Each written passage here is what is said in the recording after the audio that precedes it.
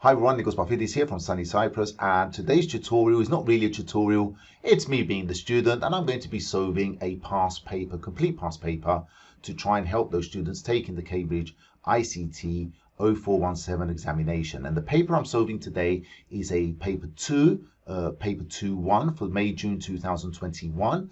This paper is actually focused on things like word processing, presentation software, and databases. So let's get started.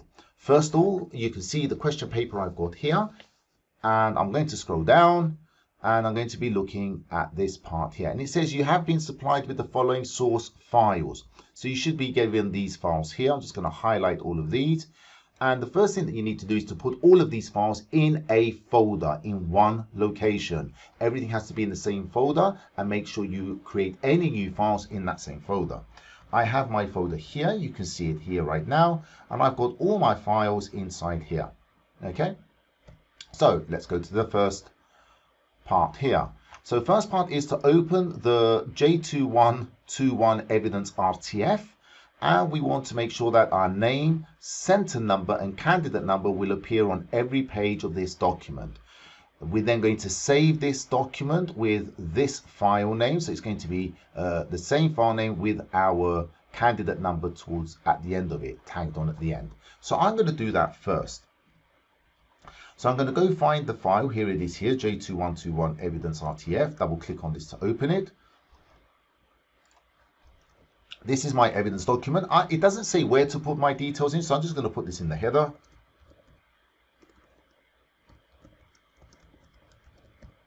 And then my center number, CY127. I don't have a candidate number, so I'm just going to be using 1, 2, 3, 4, 5.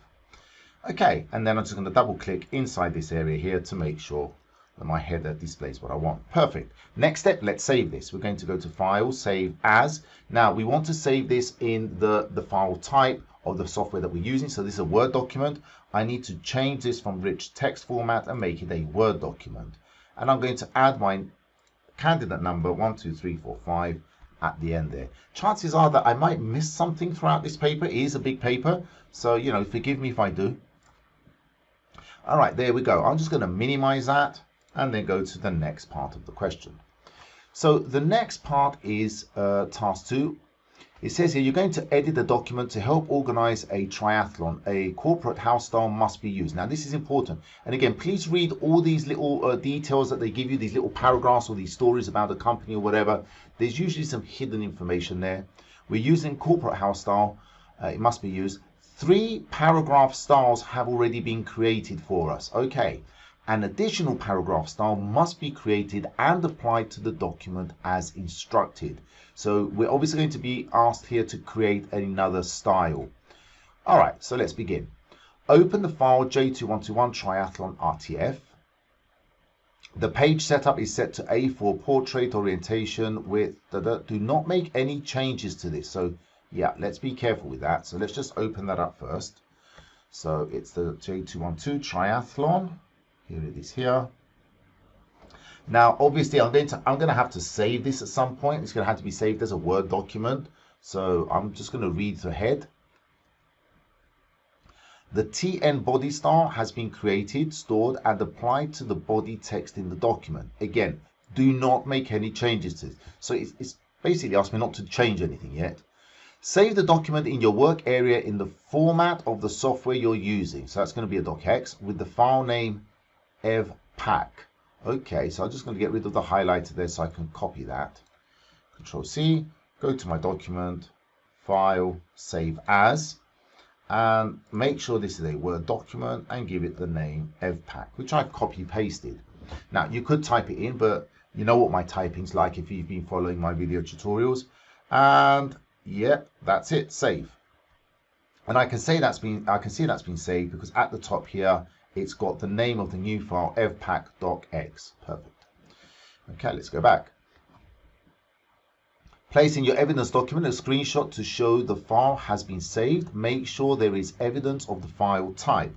Okay, so that essentially means I'm going to go to my folder, and what I want to do here is to make sure that this here, the new file which I've created, this one essentially can be seen. Now, you can see my extension file type here. So I'm just going to show you, if your computer doesn't show the extension type at the end, it doesn't have the extension at the end of the file names, I'm going to show you how you can do that very quickly. So all you have to do is click on your Windows icon and just type folder, and you will find the File Explorer options. We select that. From here, when we go to View, you should have here hide extensions for known file types.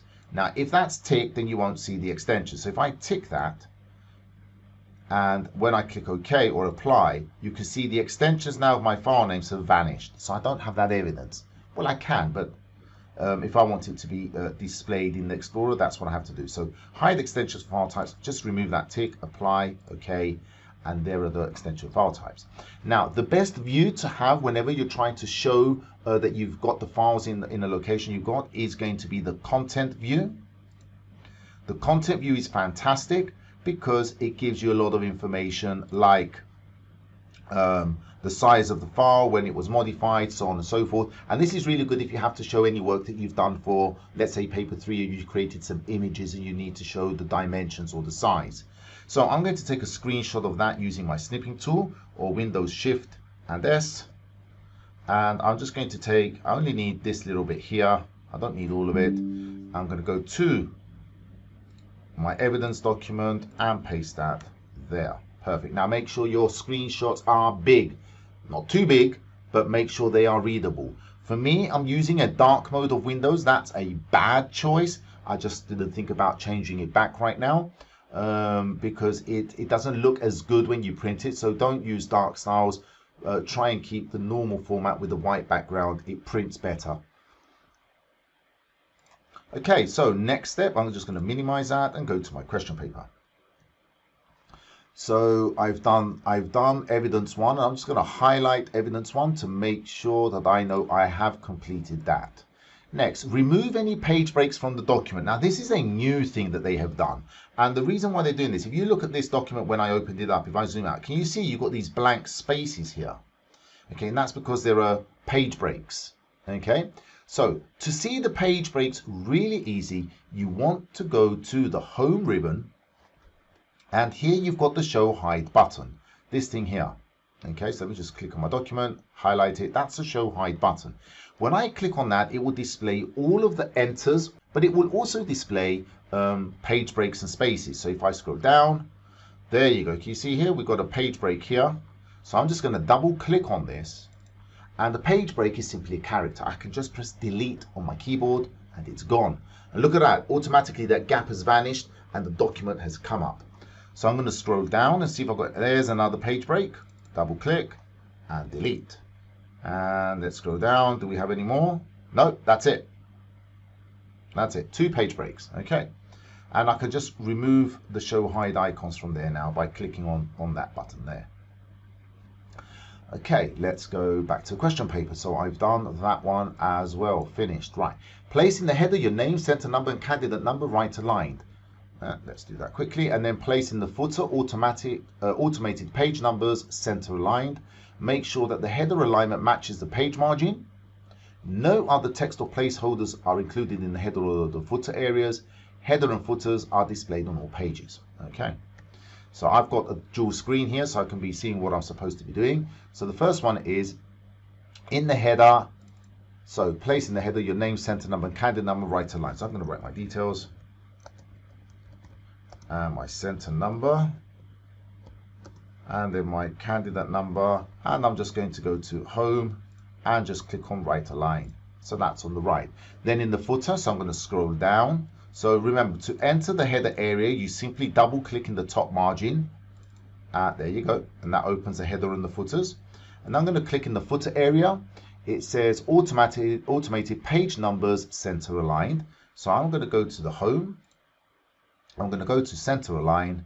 And then from here, if I click on my header and footer ribbon here, I should be able to see my insert number. So I'm going to go to my page number. Now, I'm going to click current position because the current position is where I've put my insertion point. If I didn't put my insertion point by center aligning it, then I would simply go and add an alignment tab here and then move it over to the center. So I don't need to do that because I've already placed that there. I'm going to click that and there's my number. Okay, and just to explain what I meant by the insert alignment tab, because there could be different question papers. I'm going to put this back now to left align.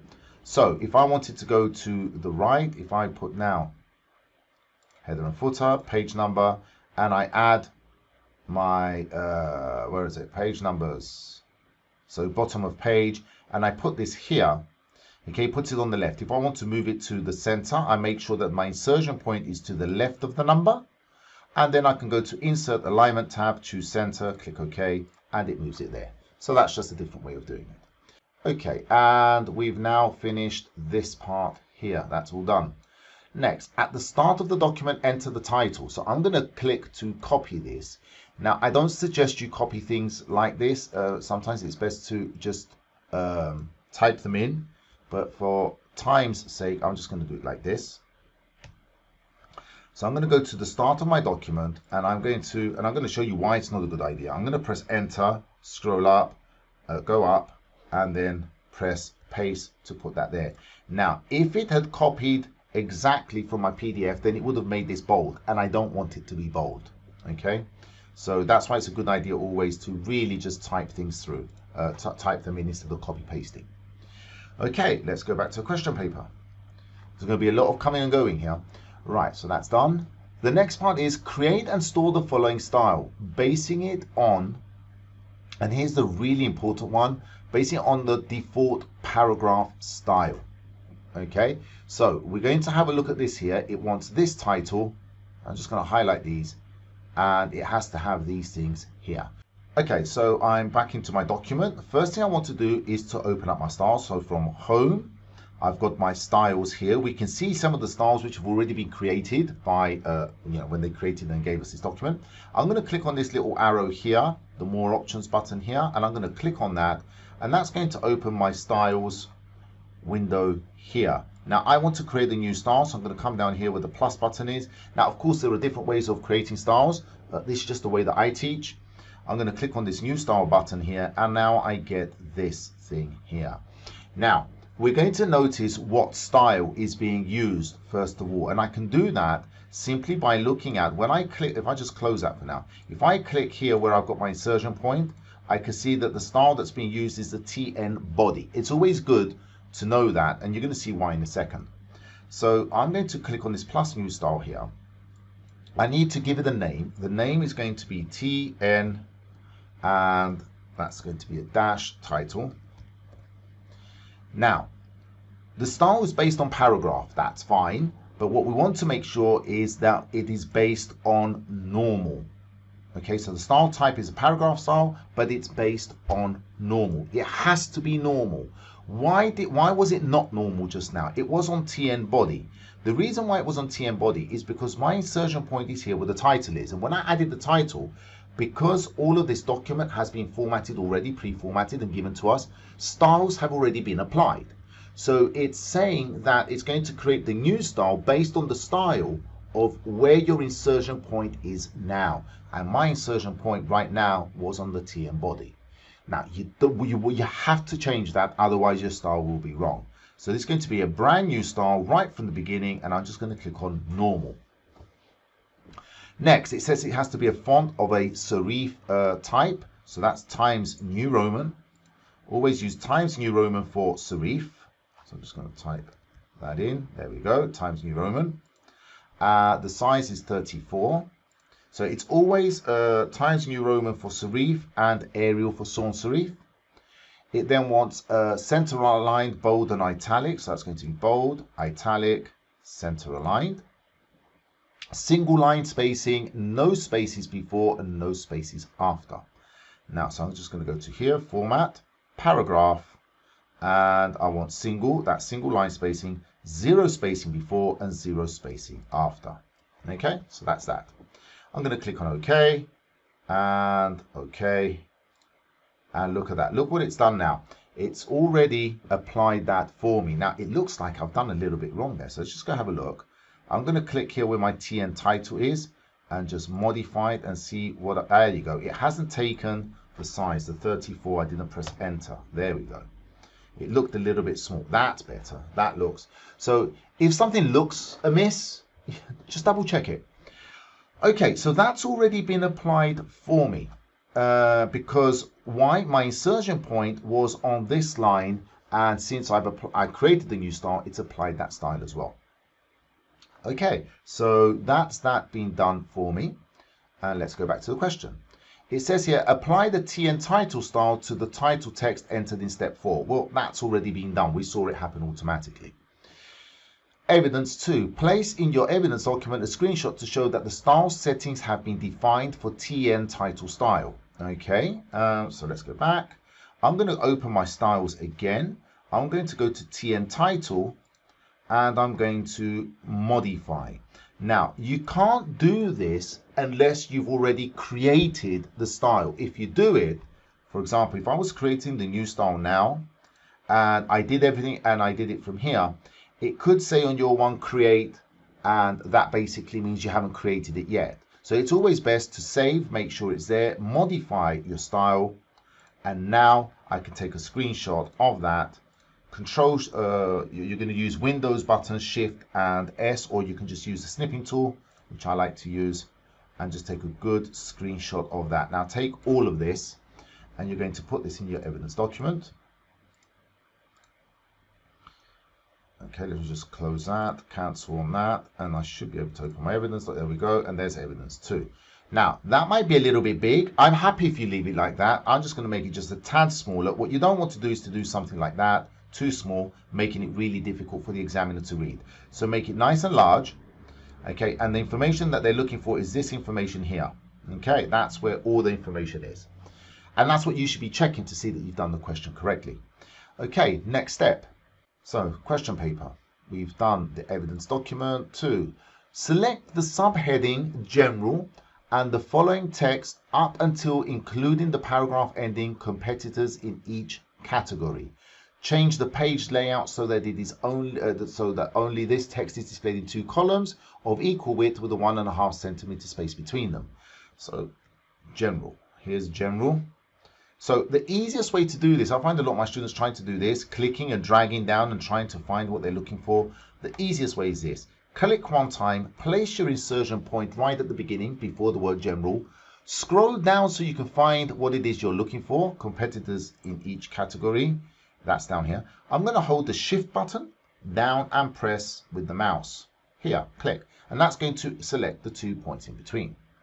Great. I'm going to close the styles here. I don't need that now. I'm going to go now to my layout view, columns, more columns, 2 columns, and I want a 1.5 centimeter space between the 2 columns. Okay, and yep, that's it. Now, if it wants a line in between as well, then you can just click on that and it will add the line, but it doesn't want a line. Click OK, and there we go. I've got everything there in 2 columns. Perfect. The top one, number 6 done. Right, apply bullets to the text from swim 60 minutes to 1 hour 20 minutes. Make sure that the bullets are indented 1.5 centimeters from the left margin. The list is in single line spacing with no space before or after each line. Okay, there is a 6-point space after the last item in the list. Okay, so I'm going to go here. Here's my list. So from here, swim 60 minutes. Let's just select that up until here. So I'm going to go to the home ribbon. I'm going to click on bullets. Does it say anything which bullet to use in particular? No, it doesn't. And now it wants these bullets to be 1.5 lines indented. Now it's always great to have this ruler at the top so you know what's happening. So if you don't have the ruler at the top in Word, you simply go to View and click on the ruler checkbox here. That will remove it. That will apply it. You can, if you want, simply just drag this so that this first line here, this first tab here is actually showing that it's where the bullet is. And then this next little triangular tab here is the, let me see if I can get that right now. So I can stretch that away, and that's the distance between the text and the bullet. So I'm just going to undo that. But the correct way of doing this is once you've added your bullets, click on here where the paragraph is, and you're going to click on this little button here for the more options. So you get your dialog box, And then from here, you can adjust everything you want. So space before and after, it said 0. Put that to 0. Line spacing single. Left indentation is going to be 1.5 centimeters. And that's basically it. You want it hanging, and it's hanging there because I think, did it say hanging? Single space. No, it didn't, but it's a hanging bulleted style, so that's fine. You can leave that. Click OK. So you can see now that automatically you see this little triangle, this little tab here is at 1.5 centimeters exactly. It didn't say anything about the distance of the text from the bullet, so we can leave that. But if it did, you could easily just adjust that from here, or again, you can adjust that from here. The distance, which is the text from the bullet itself, is this particular number here. Okay, now the last thing it said though, and it was very important, was this one here. There is a 6-point space after the last item on the list. So what I need to do is now, I'm going to select this last one only, because I want a space at the end after that last entry, that last bullet point. So I'm going to now go to paragraph, and here where it's got after, I'm just going to put that to 6. Click OK. And before I click OK, just notice here the distance between this last bullet and the next line where it says it is your own responsibility. You can see a little gap there. Click OK. There you go. You can see it's added that 6-point gap there, because I only wanted the gap after the list. So I didn't apply the 6 points when I selected all 3 bullets. Otherwise, it would have added a gap after each line. Okay, the style name TN subhead has already been created, stored, and applied to the 6 subheadings. Modify the TN subhead style so that only the following formatting is applied. So basically, they want us to make sure only these things have been applied. Some of them haven't. So I'm just going to go read through them while I'm looking at the other screen and just apply them here. So again, I'm going to click on my styles, click on my styles editor here. And I'm going to find the TN subhead, and I'm going to modify it. Modify. I'm going to see, can I bring this up with the question paper? Yes, I can. Let's do that. So I'm going to drag this up into this screen, and there we go. We can work on it from here. So it basically says the font style should be serif. Here it actually says it's Arial, so I'm going to change that to Times New Roman. The font size should be 18. That's 9, so I'm going to change that to 18. The alignment should be center, so that's going to be center because it's currently left. Let's bring this over here now. And then it says enhancement, italic, all capitals. So I want no underline, no bullet, and I wanted italic. I wanted all capitals, so I'm going to format the font. And I'm going to choose here all caps. That's going to make it all capitals. Click OK. Line spacing single, so format paragraph. We're going to go to line space. That is single already, nothing to change there. Space before is 0, space after is 9. So the before I'm going to take down to 0, and the after is going to go to 9. It doesn't have a 9, so I'm just going to type that in. Just press enter to make sure. There we go. And I'm just going to go back to format paragraph and make sure it's actually applied. Yes, it has. Okay, that's it. Click OK. And OK. And if I now go to my document, you can see all the subheadings now have been modified appropriately. Great. Evidence. Place in evidence 3. So place in your evidence document a screenshot of the amended settings for the TN subhead style. Okay, so I'm going to go to here, open up my styles, modify the subhead, and I'm going to take a screenshot of this one. So go to my snipping tool, new, and just take that one as well. And they can actually see in this area here all the things that you've changed. Great. Let's go put that in my evidence document. Let's close that first and then go to my evidence document. There we go, evidence 3.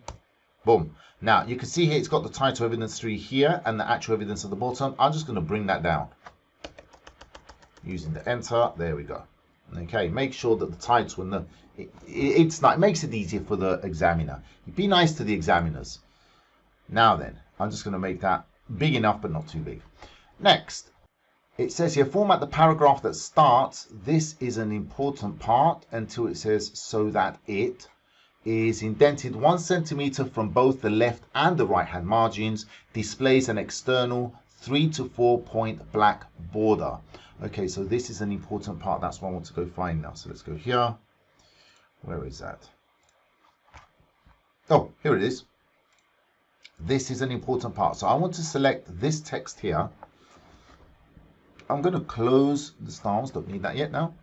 All right, so I want to just format that paragraph and bring it so that it has a 1 centimeter indent on both sides. So that's paragraph settings. So I'm going to go to my paragraph, click on the settings here, and I'm going to have left 1 centimeter and right 1 centimeter. And you can actually see what you're doing here. You can see that there is actually indented that there.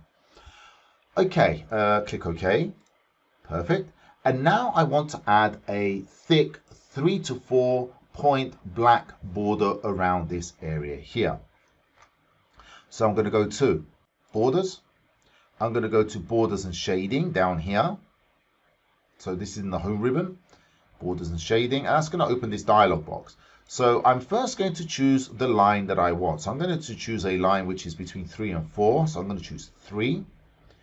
And I'm simply going to click around the area that I want. Now, what's important is this apply to here. I'm not applying to text. I'm applying to this paragraph that I've selected. Okay, so when I just click around this area here now, click that one, that one, that one. So if I just wanted, let's say, a border around the top and the sides and nothing at the bottom, I would leave it there. Or if I wanted a border on the left and the right, then I will just remove this one. So you can, it's nice this way because you can choose where you're going to put the borders. I'm just going to put that all the way around, click OK. And there we go. I've got a nice thick 3-point border around that text which is indented. Perfect. Next part. So that has been completed. Okay, locate the table in the document. Delete the entire column and contents with the heading distance. So we've got a table in here somewhere. Let's see what else we're going to do. Format the table so that the left column looks like this. Okay, so this is merged together. The text direction has changed. Black border, black background, white text. Okay, and we can see that there are borders here, but it doesn't say anything about borders. Let's see the rest of this. The TN table style is applied to in columns 2, 3, and 4. Right, the table borders all data within the column width. Right. They fit 1 point black internal and external grid lines. You can see I'm doing this. I've only had a quick glance at this paper. I haven't done this paper before. So I am going to need borders. So I might as well do that while I'm doing this whole section here. So let's begin. So next step is find this table. Where is this table? Here it is here. So the first thing I want to do, it says, is delete this column here. So I'm just going to select this entire column here. And again, you can do this by going to table layout or design. It's going to be layout, and you can delete column. I just like using the right mouse button on things that I select, and I can just delete column. There you go, it's gone. Next step, I want to merge this. Now I'm going to select this table and I'm going to apply the borders to this thing. It just makes it so much easier. So I'm just going to go to the table design here and just add the borders because it wants me to add borders later on anyway. But can you see it's giving me those thick borders because I put that 3-point line before. So I just got to change this here to a 1 point and then go and put my borders. And the reason I'm putting the borders now, it just makes it so much easier to see where the cells are so I can merge them. So I'm just going to select these these cells here. You can go to your layout and merge cells from here. You can also right click and merge. It's entirely up to you. Next step, I need to spin this text around. Now I want it, I'm going to use here from my layout again. I'm going to go to text direction. And every time I click this is a toggle, so it flips the text around. So I'm going to use this one because that's what they have here. You can see swim is facing into the table. The text is going into the table. So it wants it this way around. Okay, so the next step is to break this. I'm just going to get rid of that space between wave and details using the delete button there. Holding the shift button and pressing enter to put a soft break. Now that's going to put the details there. You can see this is justified the alignment because it's kind of separated the words swim and wave. So I'm just going to select all of this. 1, 2, 3. And from home, I'm just going to make sure, there it is. You see it's justified. I'm just going to put that center align so it puts it right smack in the middle for me. Perfect. I'm going to change the background. So I'm going to go to my layout, my table design. I'm going to go to my shading, make that black. And look at that, automatically it's made the text white for me. I'm going to select the text. Now I can see what it's supposed to look like because I've got the other screen here. It should be bold. So I'm just going to make that bold. And I'm going to make the text a little bit bigger, but not too big. Something like that. And that now looks like that one there. Okay, so that's good. So we've done this piece. The TN table style is applied to all the data in columns 2, 3, and 4. So let's do that now. I'm going to select columns 2, 3, and 4. And I'm going to choose the table data. What is it? TN table. So I'm just going to open that there. TN table. Click on that. And there you go. It's now applied that. Now you can see this has messed things up a little bit here. Don't worry. We'll sort that out in a minute. Don't panic. Just do everything. And if something's off, then we can fix it. And the easiest way to fix that is just to make this text a bit smaller. Okay, text in columns 2, 3, and 4 displays on one line. So I need to adjust the size of these things so that they fit on one line. So because this is taking 3 lines here, that's going to make it difficult. So I'm just going to select this text here. 3 clicks, 1, 2, 3, or there. And I'm just going to make this text a bit smaller until it fits properly. There you go, on 2 lines. That looks okay now. That has now reduced the width of that column, and I've got a little bit more space to play with. So I'm just going to there. So hat color is on one line, and I'm just going to just stretch this out slowly. Oh, come on. Let's make time as small as possible. There you go. Time as small as possible. Let's make swim right there, and then hat there. Now notice that my table here is actually going beyond the margin of my text. That's not good. So I'm going to need to bring this table in. So I'm just going to click on that little cross there and just drag that in a little bit. Let's put that there. Come on. Moving. All right. That's not working. So I'm just going to do it differently. I'm just going to stretch that in there. And there we go. And again, I can see my text is a bit big. So I'm just going to make that a bit smaller. There we go. Now both sides of this table are within the margins of that paragraph, and that's what I want. If my table is beyond the left margin or the right margin, you're going to lose a mark. And then the last thing it says, there is a 6-point space after the table. So there's a couple of ways you can do this. For me, the easiest way is just to choose this paragraph here. Okay, modify the paragraph and just say before is going to have a 6-point. Only in and that's going to give me, there you go, a small gap there. Okay, that's done. Let's go back to the question paper. So I've covered the 6-point space as well. Okay, next part. Import the image J212 swim PNG and place this in the paragraph beginning. Please follow the race directors. Right, so let's go find that. Reflect the image so that the hand is on the left. All right, so let's go find the picture and the paragraph first. So please follow the race. Here it is. Please follow the race. That one there. Let's just close this style thing, don't it? Okay, so I need to go find my picture. I'm going to put my insertion point right at the beginning of the paragraph where the letter P is. For please, I'm going to go insert, picture. From this device, I'm going to go to my desktop where I've got everything. And there's my June 2021 paper 2.1. Oh, here's the picture here. And I'm going to double click on that. So the first thing that I need to do is to flip it so the hand is on the left hand side. So I'm going to do that by selecting the picture. So if you don't have the picture selected, when you click on the picture, automatically the ribbon at the top changes, going to the picture ribbon. And here I've got the rotate, and I don't want to rotate it, but what I want to do is to flip. Oh, I've clicked that too quickly. I want to flip horizontally. So I want to flip on the horizontal axis. So the left comes over to the right and the right goes over to the left. So flip horizontal, and that works. Good. Next step is, with this thing selected, I want to change the size of the image so that it's 2.5 centimeters with an aspect, the width is 2.5 centimeters, and maintain the aspect ratio. Now, maintaining the aspect ratio basically means you don't do this. When your picture is finished, it's not distorted either horizontally or vertically. That is changing the size of the image, but not maintaining the aspect ratio. Maintaining the aspect ratio essentially means a diagonal change like this. So that's maintaining the aspect ratio. So what we want to do is to change the size. So I want the width here to be 2.5, not the height. So 2.5, and I'm going to change the text wrap again to tight, and I'm going to move that so I can see those snap lines there. And if you don't get those the grid lines are snapping into place, that's fine, as long as your picture is not like this. It's beyond the margin of your column, or it's not like this below the top line or above the top line. If you don't have that, then you're fine. That there is perfect.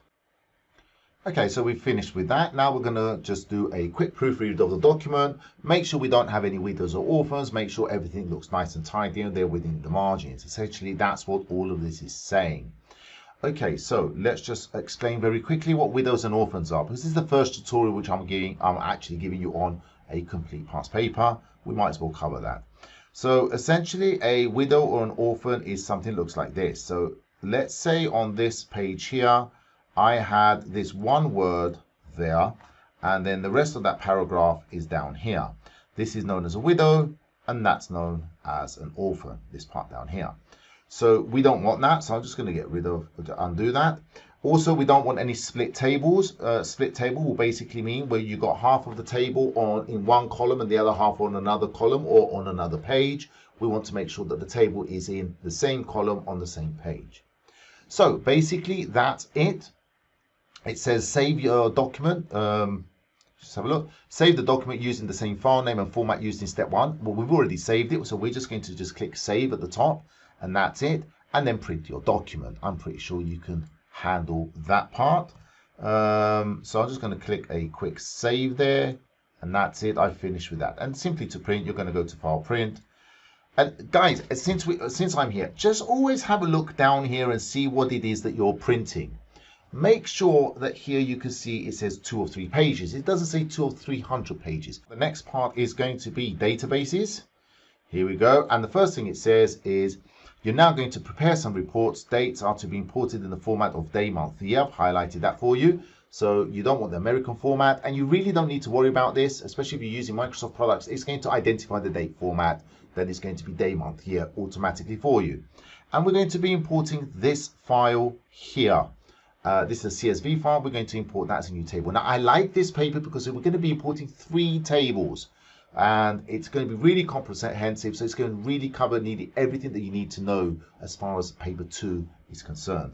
So let's begin. I'm going to go to the folder where I've got all my files. I'm going to right click in a blank area, go to new, and I'm going to create a new Microsoft Access database. I'm going to type my name or my initials, my center number. You don't have to do this because it doesn't ask you to, but it's good to claim that these files are yours. And remember, you're not sending any electronic files to the exam board, you're only sending printouts. But it's good to name things so that you know what's what. Okay, from here I'm going to double click on Access now so it opens. First thing I need to do is go to Enable Content if you get the security warning. And we're going to import our first file. So we're going to go to External Data. Now, if you're on 2016 version of Office, you're going to see the text file button here enabled for you to actually import the file. On 2019, it's actually in this section here. Don't get confused and use this button. I know it's disabled right now, but this is the export to text file. You can know because the arrow is pointing outwards from the text file, from the database to the text file. Well, I'm going to go to New Data Source, from File, and choose this one with the arrows pointing into the database. So we're importing into this table. We're now going to browse in this dialog box that opens up, and we're going to look for the file that it asked us to import. So I'm going to go to my desktop. Here's my folder, and I'm looking for J2121 Athlete CSV. This one here, double click on it. Okay, I don't have any tables right now, so I've only got 2 options. Later we're going to see they're going to be 3. we want to import this data as a new table in our database, and that's what we've got here, a new table. Click OK. Very important that you look at this data now and make sure this data is readable. If you're getting a lot of windings and this data is illegible, then there's probably something wrong with your file. It may be corrupt, so you need to raise your hand and just ask for help on that. Go to next, and there we go. Now, because we're creating a new table means that we're going to be creating new fields, a field for each piece of data, so we need the field names. And it makes sense that the first row is going to have the field names. And you can see here, by clicking this, the first row is actually field names. It's not data, so that's good. Next. This is where we specify our field names and data types. So the easiest way to do this is if you simply click on the advanced button at this point, and that's going to show you something like what you've got on the question paper. So I'm going to move this down into the question paper now. Let's change screen. There we go. So you can see this is the table from the question paper, and this is the table which I'm going to be setting up my fields and my data types. So last name is text. There you go. That's short text. Never use long text, because long text is actually for notes. It usually has a title like notes, and you get like paragraphs of text. First name is text. There we go. Athlete ID is a number. Let's just see. Does it give any other information format? No. So athlete ID is, I'm going to leave that as an integer. If we have a look at our table at the top where it's importing, you can see athlete ID, they're large numbers. Now keep in mind that an integer value, an integer data type, will only allow numbers between plus and minus 32,000 something. If it's a larger number, like say 60,000, 122,000 or millions, it's not going to be able to put that number in that data type. So to be safe, use long integers for whole numbers. Nationality is text. There we go. We've got text. Year of birth, or YOB, is a number. Again, a number, it doesn't say it's a decimal value. And if we look, and we're going to see in a minute, it's just a number. It's the year. I'm going to leave that as long integer again. And gender is text. So I'm just going to leave that as text. I'm going to click on OK. Go back to my screen, and that's basically done that. I'm at this point now. Okay, and you can see here YOB is a number. Next. Now, this is where we choose the primary key. So we need to look at the question paper, and it says set athlete ID field as a primary key. So we're going to do that now. Choose my own athlete ID, click next, and then finish. And I should get one table. Close. There we go. And you can see I only get one table. If you get two tables and one's got something like import errors, you've done it wrong. And the only thing you can do is open the import errors to see what it is that you've done wrong. You've probably identified a field as being a number where it should be a text field, and it just can't add that text in that number field. Okay, and the only way to fix that is delete anything you've just created and import the file again. So let's go to the next question, next part of the question. Then it's got this one here. We need to import this one. So this is the second table that we're going to be importing. And you can see it's got some information here about the format. So it has to display yes, no, so on and so forth. Okay. On this particular one, there weren't any other formats here to be looking at. So we can just move on. Let's go back. So external data, new data source. We're going to be importing from a file, a text file.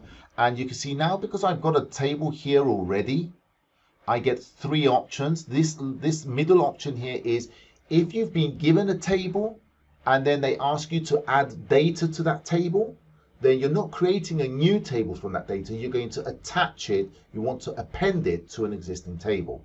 And if that's the case, there are no field names in that part. You're going to use this one here. But in this case, it says to create another file as a new table. So that first option there, I'm going to go to Browse. I want Events. Click OK. Make sure that's readable. Yes, it is. Next. Perfect. All right. So what we want to do now is the following. It says Event ID is text. So let's just say first row contains field names. Correct. There we go. We've just added that there. Next. Advanced.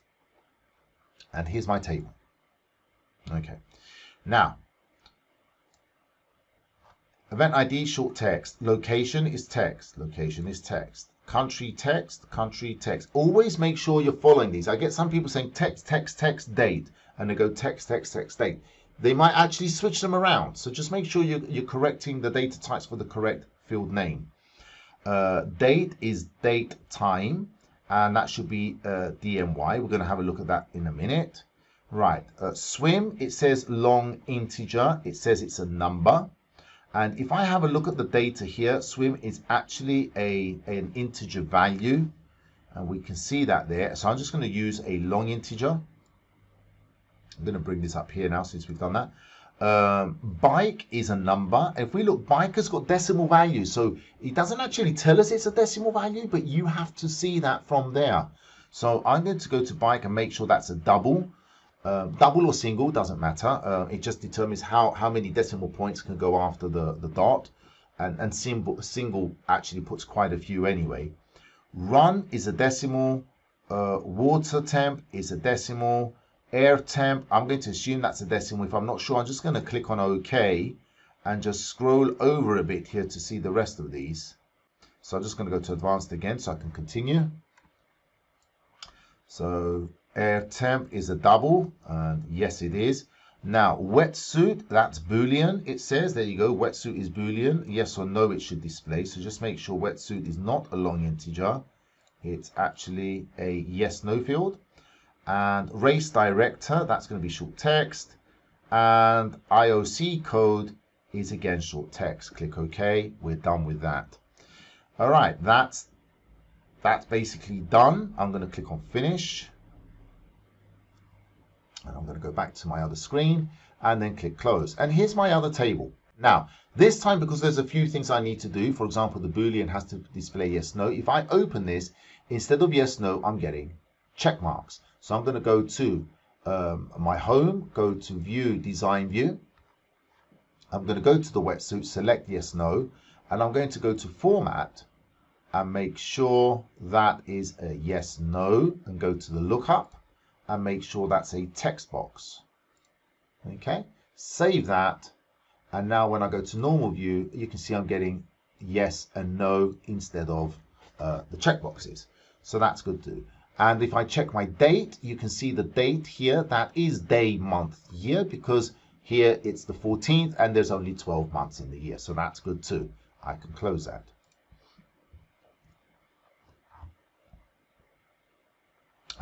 Set the event ID field as a primary key. So I've messed that up a bit there. So let's just go back.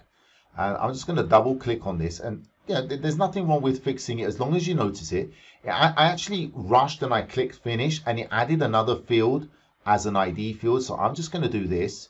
I'm going to select this one here, remove the primary key, right click on this little tab here, that one there, cut, that gets rid of that. Yes, I want to delete that.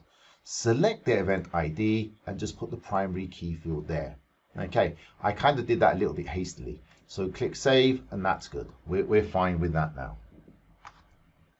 So it actually said here event ID field as primary key and I missed it. Right, so let's go to this last table here. So we've got another table to import. So I'm going to go to here, external data, new data source from file, text file, and I'm going to import browse. Again, this is going to be a new table again. We're not appending, so I don't need this one. It's going to be this one here. Browse, and I want JTop results. Double click on that. Click OK. Next. First row contains field names because it's going to create a table. I'm going to bring this down again so we can have a look at this. And then I'm going to go to next and then go to advanced. And just bring this window down here so we can compare it here. All right, so there it is there. Event ID text, it's short text. Start number is number. And if I look here, start number is a number. It's an integer. Again, small numbers, I'm just going to leave it as a long integer. There's nothing wrong with that. Strictly speaking, it should be just an integer because it's never going to have a value which is going to be higher than 32,000. And it's good practice to use the most suitable data type. But just in case, I'm going to leave it as long integer. This is an exam where it's not an actual database. Start number is a number, and we can see that there. The athlete ID, again, we said that's a long integer. Swim, date with time, TR1, bike, T2, and run is date with time. That's good. And then we've got down to outcome, should be text. It is. Position is long integer. Position, long integer, it says number. So if we have a look over here, the position is actually just zeros. Again, I'm just going to leave it as a long integer. There has been a case where all the numbers were small and there was one number which was really large and it caused errors. So, you know, once bitten. Right, so total time again is date and time. Good. So I'm just going to click OK there. I'm going to go to next. This time I'm not going to be hasty with this. Do not set a primary key. Okay, well, this one doesn't want a primary key. It doesn't want you to let access add a primary key. So I'm going to click here, no primary key, and then click finish. Okay, close. I'm going to close that. And now I've got 3 tables. Okay, in my question paper, it says evidence, placing your evidence document screenshot showing the primary key field names and data types used in all 3 tables. Now, I'm just going to try and do this quickly, but I'm going to open this first table, go to design view, so home, design view, and I'm going to take a screenshot of this one. Again, I want this to be a complete tutorial, so I'm just going to do all this. You can fast forward this if you want. I'm going to open my evidence document here. I'm going to bring this in the middle here. So that's going to be my first one. Go back, close that. Open the next one, design view, take a screenshot, new. Now you want to be taking that file name as well, so they know which file name it is. Okay, and let's just put this one underneath. This isn't evidence 5, it's still evidence 4. And then we go to the next one.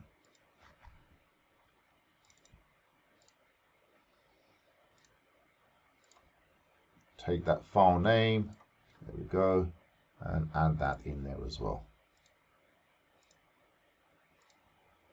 Where are we? There's only one. There we go.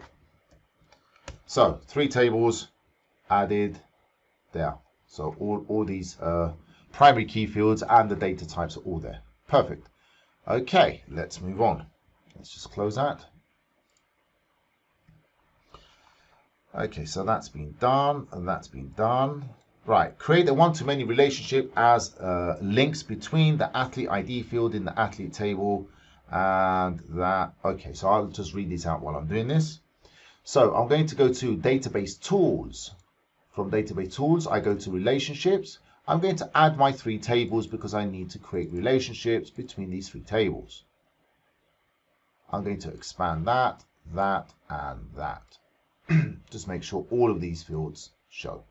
Okay, and now I'm just going to read carefully. Athlete ID field in the athlete table. So here's the athlete table. Here's the athlete ID with the athlete ID field in the results table. So I'm just going to click on this, hold the mouse button down, and drag it over the athlete ID field in the results table. That's going to show me confirmation that this is what it's doing. You're not going to take a screenshot of this as evidence because here it says the word create, which means it hasn't been created yet. So I'm going to create it first. I'm going to move this table out of the way. There you go. So it's not on top of that line. There we go. And then the next one I want is event ID field in events table with the event ID field in the results table. So I want this one linked with the event ID on this one. I'm going to click, hold, drag, place my mouse over the event ID, let go, and just confirm that it's putting it, creating that link there, and click create. It then says show evidence of the relationships between the 3 tables. Now, what I'm going to do, I'm going to create 2 screenshots. I'm going to click on this line here and then double click on it so it opens this little table here. And that shows me clearly that this is a one-to-many relationship. I'm going to take a screenshot of this, all of this, and put that in my evidence document, evidence 5. So that's going to go there. And again, these are a bit big. That's fine. You know, you want your examiner to be able to read these. Go back. I'm going to close that, cancel that. I'm going to do the same with this line. Double click. Put this one here, and I'm going to take a screenshot of all of this so I've got the graphical representation and the actual dialog box which shows exactly what I've done. That just shows confidence, you know what you're doing. Okay. What you don't want to do is this. Take a screenshot where, for example, that doesn't actually show. Although you can see the link, you can't see the graphical here showing that it's pointing to the correct one. Okay. All right, that's that done. I'm just going to click on save and close the relationships, and we're done with that. So all of that is finished. Let's move on. Enter the following details as saying, oh, what have I done? Have I missed something? No, blah, blah, blah, blah, blah, blah, blah. Okay. Enter the following details as a new record in the athlete table. Check your data entry for errors. Okay, so it hasn't actually asked to create a data entry form. I do have a tutorial on that, so make sure you watch how to create data entry forms. This particular paper doesn't require that, so I'm not going to do that. I just need to add this data as a new field. So I'm going to go to my athletes table. And if I go to that screen, I'm going to either scroll all the way down to the bottom, or you can click on this little arrow here with a little star or the sun here. That takes you to the very last record. And the last record with this little star here is the add new record. I'm just going to type the information in. So this is Lee, Sophia. And then the next one is 15310, 15310. Again, be very careful with the spelling. NZL and 1982 and female. Now, there you go. There's a spelling mistake, female. Now, you want to be careful with the spelling because usually these records that you have to add, they're going to be included in the query, and they're going to be able to tell whether you've done this correctly or not if this record pops up. So I'm just going to close that. That's been added.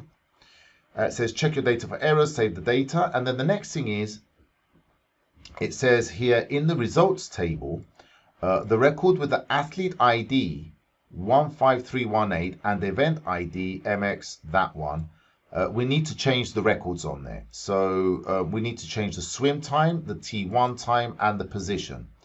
Okay, so I'm going to go back. I'm going to open the results table. And what I'm going to do first is I'm going to do a quick search to find the athlete ID or the event ID. I'd rather go with the athlete ID. So I'm going to press Control F on my keyboard to open the search. I'm going to write the ID 15318. I'm going to be searching the current document, not the current field. The current field is actually the one that you've got selected. So I don't know whether I've got the athlete ID selected or not. So the current document is going to search all of this. And I want the whole number to be found. Okay, so I'm not just looking for a match, let's say anything that begins with 15. So just go to find next. And here we go. It's found one here. And you can see here, these records here have all got the athlete ID 15318. So it's one of these four. So if I look at it, it says, and the event ID MX321085. So let's go to event ID. Here, we want the one, there it is here, MX13085. So that's the record I need to modify. It's got the correct athlete ID and the correct event ID. Now, chances are if I search the event ID, there's only one, but I didn't. So there you go. Would have been much faster to find. So the swim should be changed to a number. Let's just take that now. So that's going to be 001938. So I'm going to copy that. So swim is going to be corrected to that. I'll just copy pasting this. A bit dodgy, but doesn't matter. So that the net T1 should be 000036. So I'm just going to change that. You can do it manually, like 0000 and 36. And then the position should be 1. So position should be a 1. There we go. Okay, it says check your data for entry errors, blah, blah, blah, blah, blah, blah. No, I've done that. Good. Okay, so the next part is going to be a report. In fact, it's going to be a query first. Before we create any report ever, or any labels or any extracts, we must always create a query. It's the whole essence of databases, to be able to filter that data. And once we filter data, we get information. So we're going to start by really quickly analyzing and seeing which parts are going to be part of the query, which parts are going to be part of the report. So the query here says, we're going to be using these fields here, location, nationality, and outcome, and we're going to be using this criteria. So essentially, location should have include the text ham. It should have nationality, Australia or New Zealand, or those letters. Outcome is complete. So that's going to be part of the query. It should only show, so it should only return things like the first name, last name, YOB, so on and so forth. Do not group the data, very important there. We're going to see why in a second. Sorts the data into ascending order of nationality and ascending order of position. That's going to be part of the report. So I'm just going to put a line next to that. We do this in the report. Page orientation is the report. Fits on a single page report. Includes this here as a title. At the top of the page, that's the report. Has your name and details. That's part of the report. So let's go and create this query. So the first things first, and that's going to be, we're going to be using all three tables because it says from all tables. So let's start. I'm going to go to create, query, design view. So I want create, query, design. And I'm going to add all three tables. I've got them here on the right. So double click, 1, 2, and 3. And I like separating these so the relationship doesn't cross over. I'm going to expand these so I can see all the fields of each table. There we go. And the first step is to go and add all the fields which it tells me. So I'm going to go look at all the fields that it wants for the criteria and all the fields it tells me that it has to include in the report. So I'm going to start off with the first one. It wants location. So location is actually in this table here. I'm going to double click on it. It adds it at the bottom. The next one is nationality. So where's nationality? It's here. Outcome. Outcome is on this, from this table. And then I want first name, last name, YOB, nationality. So first name, last name, YOB. Nationality I've already added here. You can see that there. Location, outcome, and position. Location I've already added. And outcome, so I want position. Position is here. And I'm just going to do a quick count. That's 1, 2, 3, 4, 5, 6, 7 items. So let's just double check. So I've got, it should show 1, 2, 3, 4, 5, 6, 7 items. So I'm good. Okay. Let's now create the criteria. So it says location should include the text ham. Before I do anything, I'm going to run this query to make sure I'm not getting any errors. So click on that. I can see it returns all the results, no filtering. Back to design view. I'm going to go to location and I want all the ones that contain the word ham. So if we look at these results in the location, you can see ham is not just a location, it's part of a location name. So I'm going to be using the contains. It doesn't say it has to begin with ham. It doesn't say it has to end with ham. It said it has to have ham. So it's going to be like space asterisk ham asterisk. The asterisk is a wildcard. And I'm going to run. Every time I make a change to my query, I run my query, make sure it works. There you go. So all of these locations should be names that have the letters HAM included. And they are. Back to design view. Nationality should be AUS or NZL. So AUS space. I'm going to type the word or. It recognizes that as a logical operator. NZL. And I'm going to run this again and make sure now that the nationality column, this one here, is only AUS and NZL. Perfect. We don't add AUS on this criteria and NZL on this one. That will be wrong because then it will return all the ones that have the word ham in the location and are AUS nationality, or anything which is NZL because we put this on the or criteria. So it has to be written like this. Outcome is complete. So I'm going to go to outcome. I'm going to write the word complete. It's not case sensitive, so that's fine. And I'm going to run. And I can see now that all the outcomes here are complete. And you can see now my database is actually filtered because of the query. Good. The next part it says is to make sure I've added all these fields. Well, I've added them already here. We've already done that. That's it. That's the query. So I'm going to save my query. This is question 19 I'm working on. So I like saving my queries like this. I'm going to click on save and I'm going to call that query Q19 or question 19. That just allows me to know which query this is for which question. Click OK and I can close that query. So here's my query here, everything's good. Now I need to create the report based on that query. So I'm going to go to Create Report Wizard. And I need to choose what I'm creating the report for. So I want to create it for this query here, query 19 or question 19. That's the one I'm working on. Now, it says specifically in the question paper, I want them in this order. So I need to add the first name, last name, YOB, so on and so forth. So let's do that. First one is going to be first name. Then it wants last name, then YOB, nationality, location, outcome, and lastly position. So this would actually list things in the report in this order. Next. Here you can see I've got 3 tables because I'm using data from 3 tables. So I need to be careful to choose which table I'm going to be basing my results on. If I choose the athlete table, it's going to group things by the athlete, the fields that came from athlete. If I use the events table, so it does it by this, it's going to group things by things I use from the table events, which is location. You want to find the one, this one here, which is not grouping at all. Okay, so you can see this one here, events, is going to group by location. This one is grouping by first name, last name, year of birth and nationality, and then everything underneath. I don't want that. I want this one here. It specifically says no, do not group the data. Okay, and because we've got more than one table, you need to be careful on that. Next. This is to add grouping. If you want to add your own manual grouping, it said no grouping, so I ignore this section. Next. Ascending or descending? Well, yes, it says it should be ascending in order of nationality. So the first sort is going to be nationality ascending. And then the second one is going to be my position, again, ascending. So first sort is going to be based on nationality, second sort on position. Next, I want it says portrait, and so I've got portrait and it's tabular.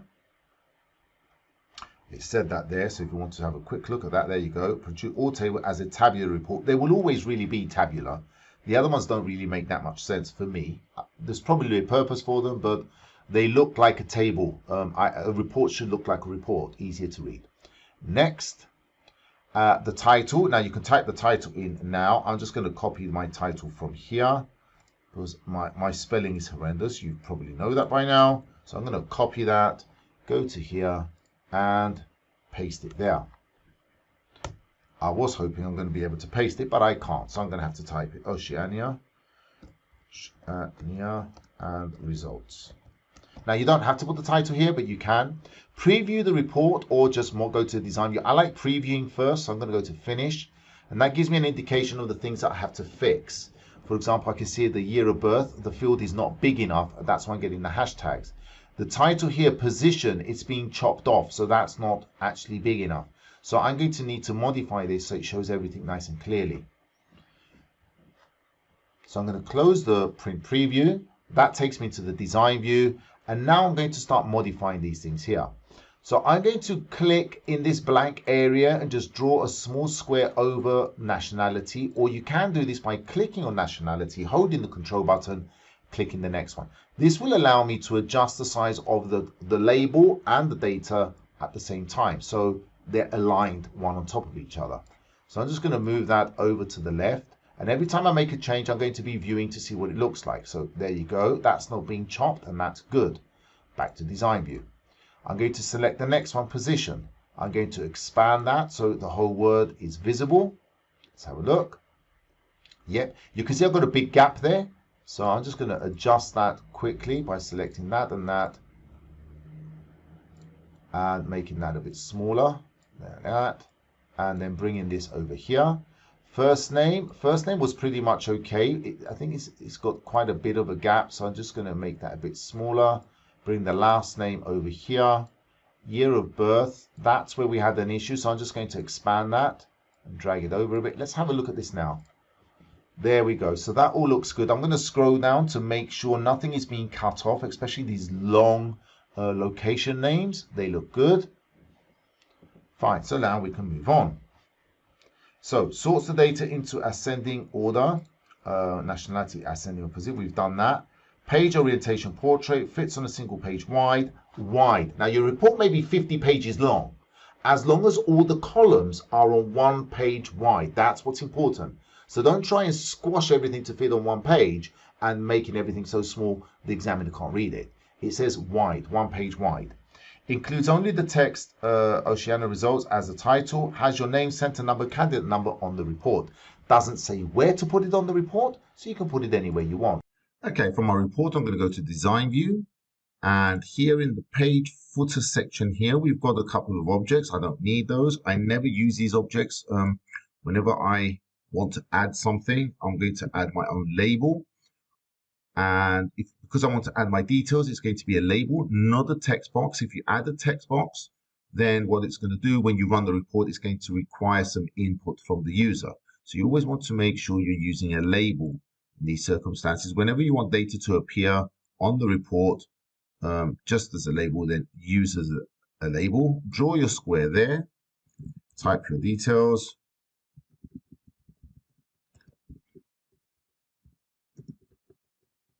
And I'm just going to click away. Click on the object again so it highlights it in yellow. And from here, I can go from my home menu, just align that to the right so it looks nice and neat. You don't have to, but it does make it look neater. If I go back now to normal view, scroll to the bottom, there are my details at the bottom in the page footer. I simply made sure that was saved and I close that there.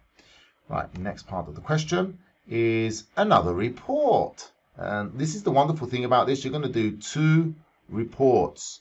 It's not good for the exam, but it's good for this tutorial because we're going to see all the scope of different reports and different queries.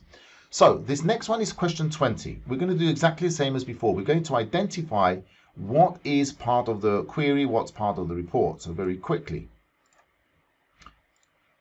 Right, so selects the record. So that's going to be part of the query. That's part of the query. That's part of the query. This is going to be part of the query. We're going to create a new field called this, and it's going to be executed at runtime. Shows only the fields where we need to identify these fields. That's going to be part of the query. And in this order, do not group the data. Sorts the data into ascending order. Right, that's going to be part of the report. Page orientation report. Single page wide report. Includes that at the top of the page in the larger font size. That's report. Calculates a number. That's going to be part of the report. You're going to see in a minute. Has a label next to that number that's calculated. Displays your name. That's part of the report. So let's begin. I'll be talking through the question paper while I'm doing this so I don't go backwards and forwards. It says all the fields from the tables. So fields from all tables. I'm going to go to create. Query, design view. So I need to create a new query now. I'm going to add my 3 tables, 1, 2, 3. I'm going to separate these so again they look nice and neat. Expand so I can see all the fields. And now I'm going to identify all the fields which are required for this. So the first thing I'm going to do, it says position is more than 0 and or less than 5. So I'm going to go find position and I'm going to add it. There it is there. And this time I'm going to be adding the criteria as we go. So if I just do a quick run, we can see all the positions there. And it wants all the ones which is 0 or less. So that's going to be greater than 0,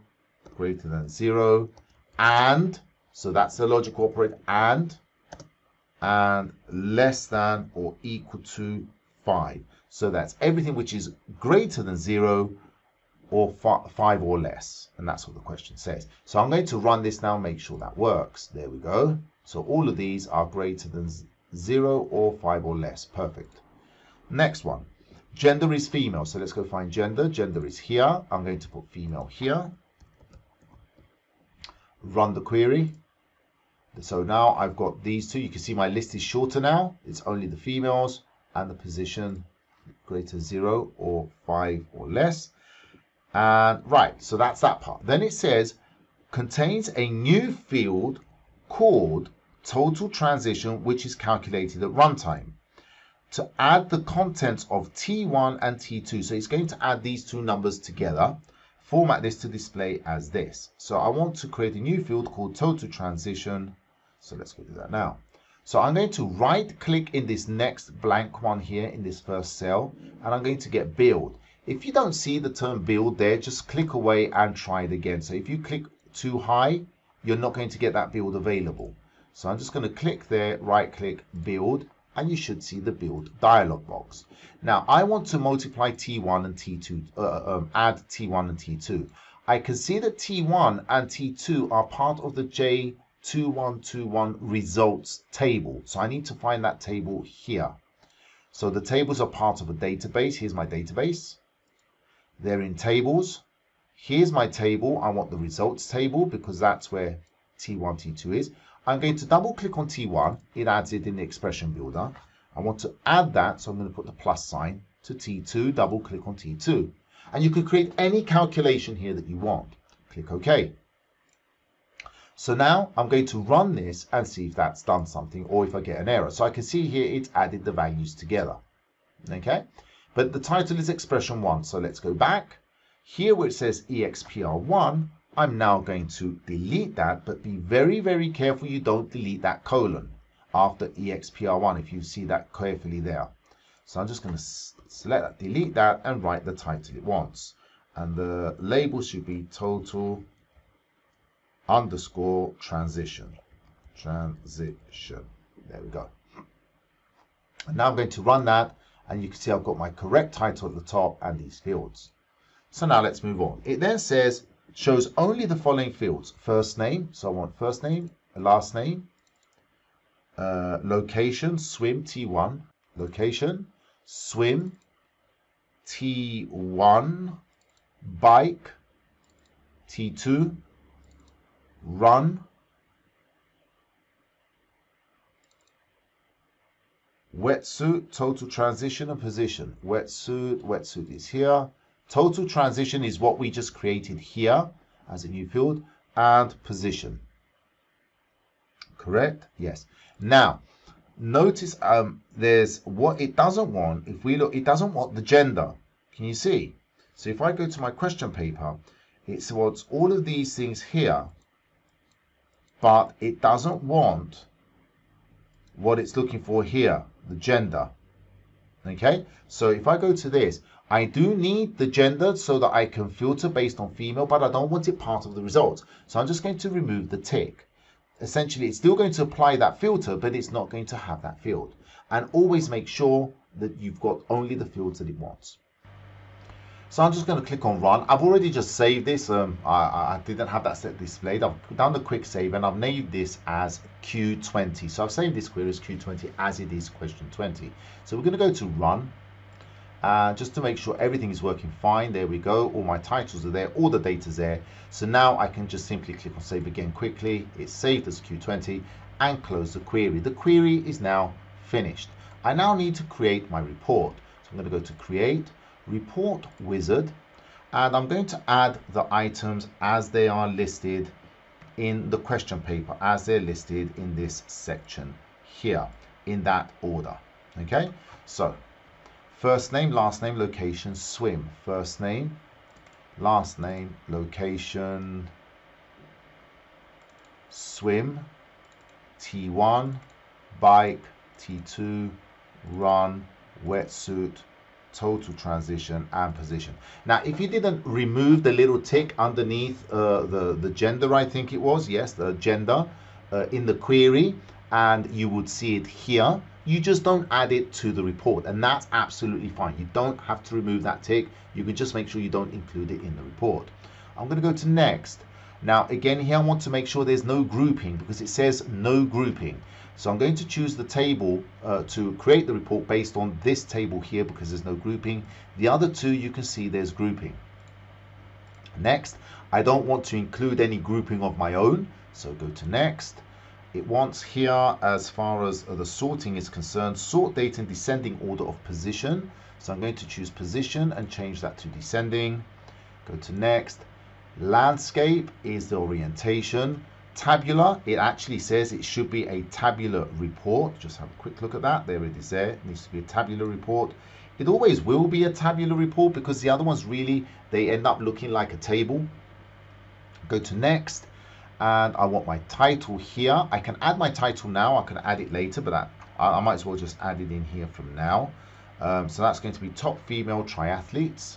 So top female triathletes. Make sure you put the spelling is correct. That's why I really hate typing things out, especially when I'm in a bit of a rush. So make sure you put capital letters as they're indicated in the question paper. I'm going to preview, finish, and I can see here in this report, look, wow, look at that. A lot of these things need to be adjusted. So I'm going to adjust all of these in the design view. So I'm just going to close the print preview. The position here, you can see it's being chopped off. So I'm just going to close that. I'm in design view, and I'm just going to fast forward my process of simply adjusting the widths of all of these things to make sure all the data is displayed properly.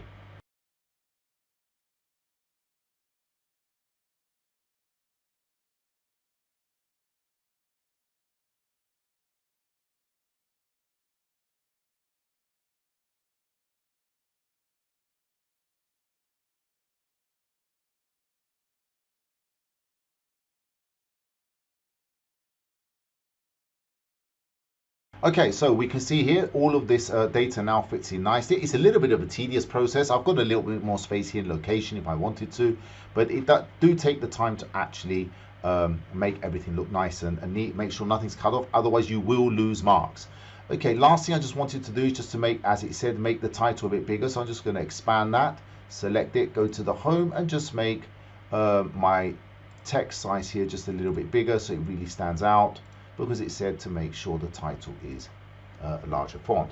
Okay, the next thing that I need to do is to put a count of records. Now, count of records simply means how many records are there here at the bottom of this report. So I'm going to go to design view, and because I'm counting the records, it really doesn't matter which one of these I right click on. When I go to total, I could just choose count records. But if it says to put the result underneath, for example, the wetsuit column, it's just easier to right click on wetsuit and go to total and choose count records. But since it doesn't say that, you can just really put it anywhere you want. The difference between count records and count values, some students ask, essentially is this. If you wanted to count how many values or how many records actually have a value inside, let's say T1, let's say some of these were blank, and you wanted to count how many records actually had a T1 time, then you would do count values on the T1 column. But right now, I just want to count the records, all the records. So I'm just going to right click on the run data value, go to total, and I'm going to do count records, and it's going to put my formula here. It then wants a label to the left of this result. I'm just going to run this to make sure it's worked. There it is there, 39. So I'm going to, it wants a label to the left of this. It should say number of competitors. So I'm going to choose label, not text box, label. And I'm going to draw a rectangle to the left of that and simply type in there number of competitors. Again, make sure you look at the capital letters, small letters. Anytime you do something, run it to make sure it's working, so you know what you've done wrong if you've done something wrong. There's no point doing everything and then checking at the end to see if it works. You don't know what's right and what's wrong. And then finally, it wants at the bottom in the footer, doesn't really say where. It displays only your name, center number, and candidate number in the footer, so it appears in the same position on every page. Make sure no other data is displayed in the footer. So again, I'm going to put my name on the right hand side. So I'm going to go to the page footer, which is this section. I'm going to delete this. That's in the way. I don't need that. Anything in the footers here, predefined, we don't want. And I'm going to put a label, simply draw a rectangle there. I'm going to type my details.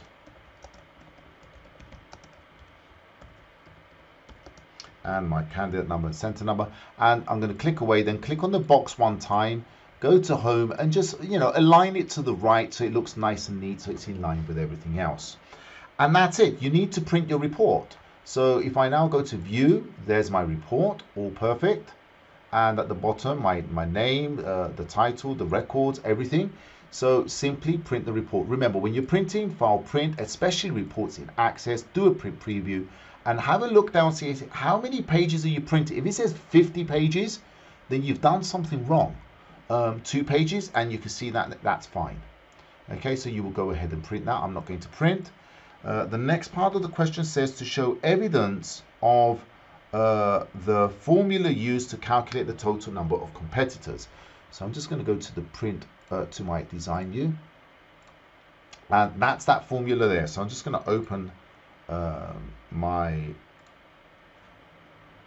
snipping tool here, and I'm just going to take a quick screenshot of that and go and add that in my Word document here in number 6. There we go. And basically they're looking for that count bracket star. Okay, that's that from what I can see. Yes, we now go to mail merge. So I can close this report now. So mail merge, it wants me to open this document here, and I'm going to call the data from this CSV file. So I'm going to create that mail merge document, and it's giving me, so enter your name, center number in the footer of the document, doesn't really say where. And I'm going to have all of these things here, which I'm going to need to replace with fields from the data file. So I'm going to take a screenshot of that afterwards and just have it parallel so we can see as we're working along. So first things first, let's open up J212cert. J212cert, here it is there. Now, because I want to save my master document as well afterwards, even if it doesn't want me to, or if it doesn't want me, I don't know if it does or not. But because I want to save all the changes, if you leave it as an RTF, you're going to lose those changes when you save it. So I'm just going to quickly save this as save as, and I'm just going to call this a Word document. I'm just going to add, escape, let's just do that again, file save as. I deleted the file name. I just want to add at the end of that my initials, CY127123455, and that way I know which file it is, and I've got my name there claiming it's mine, and I know it's my modified file, and it's a Word document now. Good. So I'm going to now first of all go to mailings. I'm going to click on select recipient, use an existing list, go to my location where all my files are, and I should have my list here. It is J2121 data, this one here. And although nothing seems to have happened, I know something has happened because all of these buttons are now enabled. And if I go to edit recipient list, I can see all the data. So that's perfect. The next step now is to replace the chevrons with the things in this table. So I'm going to take a snip of these, quick snip here, and just put this next to my window over here. Perfect. There we go. Let's just make that a bit smaller. Like that, and I'm just going to bring my window parallel to that there. There we go. So that will allow me to see, and you can see exactly what I'm doing and why I'm doing. Okay, so the first thing is I'm going to replace this chevron comp. It says replace comp with name. So first step is this. Now do not double click and try and delete things, please. Put your insertion point right at the point where you want to delete, and use the backspace to delete manually, always when it comes to mail merge. Go to insert merge field. It says comp should be name, so I'm going to add name. COUN is country, so I'm going to delete that manually and put country. The date field, that usually, let's have a quick look.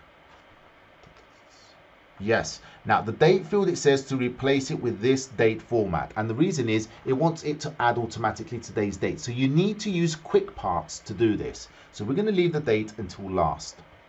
So let's go to time. Again, I don't want to select, I want to go right there and just delete slowly. Just delete only things you want to delete, and then now I'm going to put the field time. Time should be total time. There it is there. You can see it's kept the formatting for me as well. Position, again, delete carefully so you don't delete any spaces, otherwise it's going to join the existing text with the merge field and you're going to lose marks.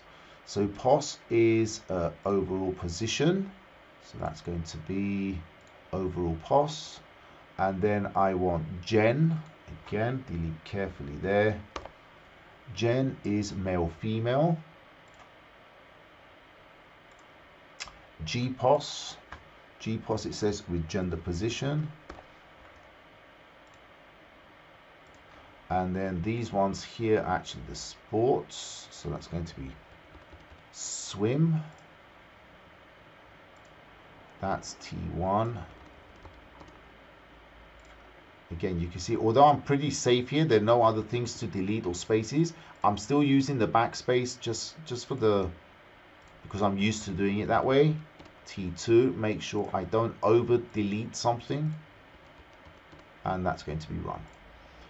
All right, so that's all of the fields all done. Good. Now last one left is date. So I'm going to delete the date carefully again. And now the date, we want to use quick parts. So to find quick parts, if I go to insert, if my ribbon isn't big enough, as you can see, I'm not using the whole width of the window. You can see quick parts is actually a small icon here. So I have to click here and click on field. If your window is maximized and it fits everything, it's actually a bigger button. So I kind of find it difficult to find the quick parts when it's a small icon. So I'm going to go to field. I'm going to choose date. And if I look at the question paper, it actually says that the date needs to be this format, this long format here.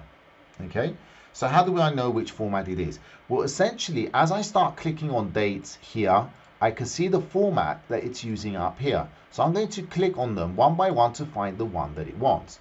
And in this case, if I start from the top and go down with the arrow key, there it is there. That's the long date that we've got in the question paper. Click OK. And there it is there, Tuesday, 5th April 2022. Okay, perfect. Let's go back to the question paper. I'm going to do a quick save of my master document there. Make sure the spacing, punctuation, alignment, and enhancements in the original master document are maintained. We did that because we were very careful with our deleting with the backspace. Evidence. Take a screenshot evidence of the date field code showing this. Oh, save and print your master document. So this one. So basically all you have to do here is simply print this document. So just go to file, print, and it will print this showing all these merged fields with the double chevrons, which is perfect. The only one it doesn't show is the date, which is why the next evidence says take a screenshot evidence of the date field showing this format. So I'm going to right click on my date. I'm going to go to toggle field codes. And now I can take a screenshot of that. New. And I'm going to take a screenshot. I'm going to screenshot all of that. And I'm going to put that in my document here. There we go. Okay, now then, let's see where we are. Print. So that's going to make sure you've entered your name, center number, and candidate number on your master document. Oh, I didn't do that, did I? So I need to go add that. It said that up here. Yes, it did. And you see I didn't highlight it, so I missed it. I'm going to go add it now before I print. So I've simply added it here just now in my footer. Okay. Next part of the question. So you will print that off. You've got your evidence. Let's go to the next part. So the next part is we need to filter the data so that the male female is female and the gender position is 3 or less. And we need to show evidence to show screenshot of the selection. Okay, so from here, I'm going to go to mailings. I'm going to go to edit recipient list, and I'm going to click on filter because I want to filter this data. I want male, female to be female, equal to female, so that's equal to female. And, so I've got the term, and gender position is 3 or less. So gender position is less than or equal to 3. Now I'm going to click on OK, and that's showing me these 3 results. Now I'm going to click on filter again, and now I'm going to take my screenshot like this because now it's got the word OK, it doesn't have the word create. So I'm going to take that screenshot, and that actually shows that I've got 3 results showing how confident I am with my work. I've actually not only done the filter, but I'm showing you the number of results. And I'm going to go to my, I actually need to close this first, click OK and close that. Now I can go to my evidence document and I'm going to add that there. There it is. Okay, so I've added that filter. The next step is merge and print the certificates for the selected competitors only. Save and close the files. Okay, so all I have to do now is just go to finish and merge and click on print document. But if you want to make sure that your filter's been applied so you don't print off 50 pages, then if you go to edit individual documents, I should only get 3 documents because I only had 3 results on the filter. So I'm going to merge all, And if I just zoom out there, you can see I've only got 3 documents. So I can print it from here. That just makes sure I know how many things I'm printing, and I'm not going to be printing off 50 records. Very quickly though, have a quick look and make sure you haven't deleted any spaces. You see the number 6 has got the space of all these things that you've added, okay? And simply print that document as well. That's the mail merge finished. So I don't need to save the merge document, but I am going to save the master document in case I want to come back to it. In case I've made a mistake, I don't need to create it again. You're going to create a short presentation. All slides must have a consistent layout and formatting unless otherwise instructed. Slides must be formatted to display a title and bulleted list. So that's really important there. So I'm going to create a presentation of 8 slides using the file that. So I'm going to import that file into a presentation. First step, I'm going to create a PowerPoint file. So this is my folder with all my files inside. Right click, new, PowerPoint. And now, again, I can rename this. I'm just going to call this presentation NP CY1271234 just so I've got a decent name for me, and I'm going to double click to open this, and let's just drag this up here. Okay, next step, I need to import the file, the 8 slides, using the file J2121TR1. So I'm going to go to, from here, from the home section, I'm going to go to new, and I'm going to go slides from outline, and go find my folder, so desktop, and I want the TR1, this one here. Now, can you see, because I clicked, I actually created a blank slide, so I've got 9 slides. So I'm just going to click here and delete that slide.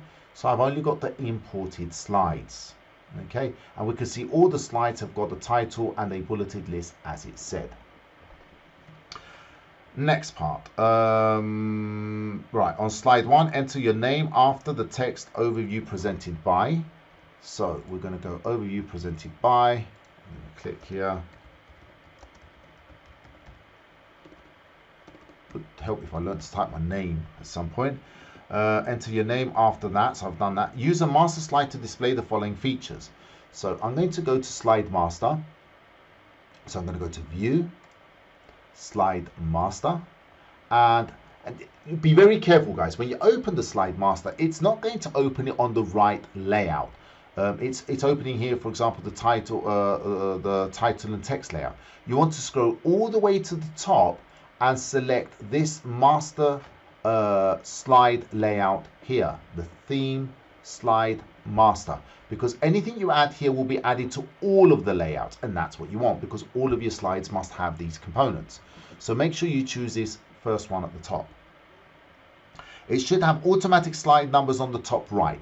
So I do my numbers like this. Some people like using the components which are here. I never use these. They cause me problems. It's entirely up to you how you do something. I'm going to go to insert. I'm going to add a text box. I'm going to draw a small text box there. And if I now go from here, from the insert, I can choose my slide number. Okay, and it's added the slide number there. And that's it. It's as easy as that. I don't need these. I don't use these. You won't be asked to use them. If you want to add a footer, just add the text box and just put your footer there. So I can just really easily just go and delete these things at the bottom here. I never use them. They're not needed. Okay, your name, center number, and candidate number. So use the slide master to display the following. If it automatic slide at the top right, your name, center number, and candidate number. The following feed. It doesn't say where. I simply created the text box, inserted the text box, and just added it down here in the bottom right. That's basically it. Okay, right. No, nothing over. Delete the slides with the. So that's it. There's really nothing else to add in this master slide. So I'm just going to go to view, normal. It says delete the slides with the titles history of triathlons and super sprint triathlon. So let's go have a look. This one, so I'm going to right click on that and delete, or just use the delete button on your keyboard. And super sprint triathlon, that one as well. Yep, that one can also go. Good. Use the data Let's have a look at that. Right, so use the data in the file that to create a pie chart to compare participation by age group for triathlon only. So I'm going to need to open my Excel file here, or open the CSV file. So that's partake. Where is it? We're looking for an Excel file with partake. There it is here. J2121 partake. Double click. That's going to open that in Excel. And I want to use participation by age or triathlon. By age for triathlon only.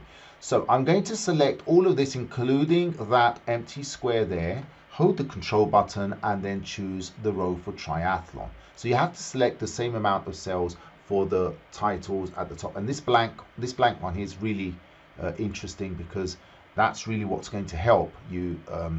If these were just numbers, it will see these as categories. So anyway, just keep in mind the first cell that you choose has to be a blank one, and that just guarantees that it's going to create the chart properly, whether it's a pie chart or a bar chart. I've actually got a tutorial on the PowerPoint for the IGCSE exam, which actually goes over all of this information for you. Now, I'm going to go from here. I'm going to go to Insert. I'm going to create a pie chart. And there you go. Because I've done that selection, it's only created for the age groups for triathlon only. Okay, the next part, it says label the chart with triathlon registrations by age. I'm going to see whether I can copy that. So I'm going to double click in here and paste that in there. I was able to copy paste that. Format the chart to display only percentages and age groups as sector labels. Okay, so I'm just going to bring this here. So it says here, right, so as sector labels. Position these labels outside each chart sector. Do not display a legend. Okay, so first of all, I'm going to click in my chart area. I'm going to click on the plus sign here. I'm going to get rid of that legend. So I don't need the legend. That's gone. Then I'm going to add data labels. These are not the labels I want. I'm going to click on this little arrow here, and it says it wants on the outside end. I've added that there. And I'm also going to click on more options. And that's going to open over here. You can see this chart thing here, the label options.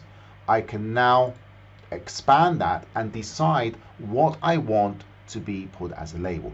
I don't want the value. I want the percentage. Okay, and I also want, what did it say?